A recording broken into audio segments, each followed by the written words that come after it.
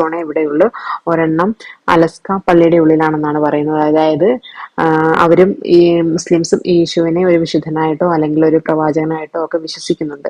അപ്പം അത് അവർ കൊണ്ടുപോയി ആ പള്ളിയിൽ വെച്ചു എന്നാണ് പറയുന്നത്. എനിക്ക് അതിനെക്കുറിച്ചുള്ള ഡീറ്റെയിൽസ് അറിയില്ല. ഈ ചാപ്പൽ സ്ഥാപിച്ച സമയത്ത് ഇതിന്റെ ഈ ബിൽഡിങ്ങിന്റെ മേൽക്കൂര, അതായത് റൂഫ് തുറന്നതായിരുന്നു എന്നാണ് പറയുന്നത്. പക്ഷെ ഇപ്പൊ നിങ്ങൾക്ക് കാണാം ഇത് ശരിക്കും അടഞ്ഞൊരു മേൽക്കൂരയാണ്.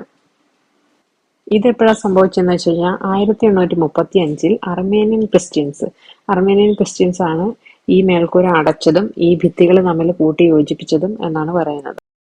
ഭിത്തിയിൽ കാണുന്ന ആർച്ച് പോലുള്ള സംഭവം എന്ന് പറയുന്നത് അത് മിറാബ് എന്നാണ് പറയുന്നത്. അതായത് മുസ്ലിം സഹോദരങ്ങൾ ഇവിടെ വന്ന് പ്രാർത്ഥിക്കുന്ന സമയത്ത് അവർക്ക് മക്കയുടെ ഡയറക്ഷൻ കിട്ടാൻ വേണ്ടിയിട്ടാണെന്നുമാണ് ഞാൻ ഒരു ബുക്കിൽ റീഡ് ചെയ്തത്. എനിക്ക് കറക്റ്റായിട്ട് എനിക്ക് അറിയത്തില്ല. നിങ്ങൾക്ക് അറിയാമെങ്കിൽ കമന്റ്